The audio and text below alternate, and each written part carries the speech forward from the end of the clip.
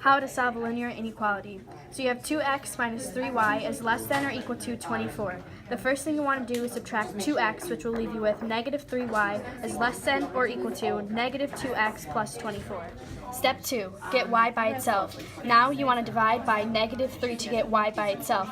Don't forget, when you divide by a negative, you have to switch a sign. That's very important. That will leave you with y is greater than or equal to 2 over 3x minus 8. Step 3, graph.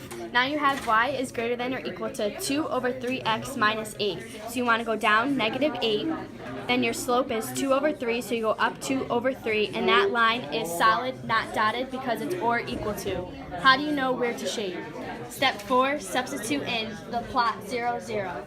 So now you put in 0, 0 for your 2 points, and you'll get 0 is greater than or equal to negative 8. This is true, so you're going to shade where 0, 0 is, which is right there.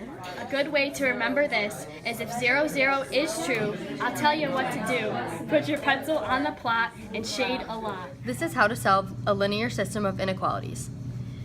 In a system, you are always given two equations. This one is y is greater than or equal to 1/3 x plus 1. This equation is 8x plus 4y is less than 16. This equation is already in slope-intercept form, so we can leave it alone. But this one needs to be put into y equals mx plus b form. First, you have to subtract 8x, and it leaves you with 4y is less than negative 8x plus 16. To get y by itself, you have to divide by 4 on both sides to get y is less than negative 2x plus 4. Now that both your equations are in slope-intercept form, you can graph the lines like you would any other line. So plus 1 is your y-intercept. So you go up 1 and you plot your point. Then the slope is up 1 over 3. So you draw your line, a solid line, because it is greater than or equal to. Now for your next line, the y-intercept is 4, so you plot your point at 4. Then the slope is negative 2. So you go down 2 over 1 and draw your line dotted because it is not or equal to, it is just less than. Now, to know where you shade, you have to substitute in 0, 0 and figure out if it works.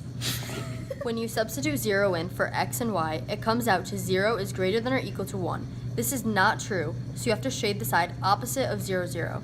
0, 0 is on this side, so you have to shade above the black line. Now you substitute 0, 0 in for x and y in this equation.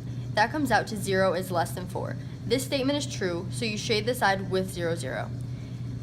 0, 0 is on this side, so you shade everything on this side of the line. The solution is where both colors are shaded, so it would be in this section right here, and that would be the answer to your problem. Okay, so this is how you solve inequalities using word problems.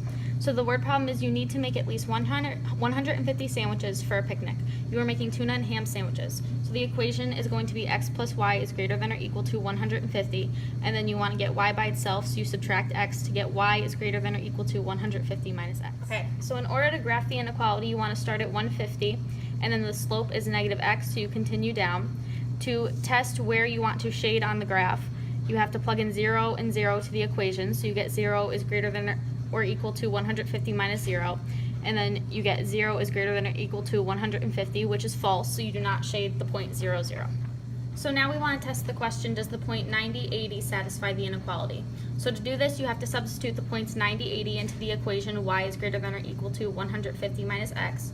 So you would then get 80 is greater than or equal to 150 minus 90, and then the answer is 80 is greater than or equal to 60, which is true.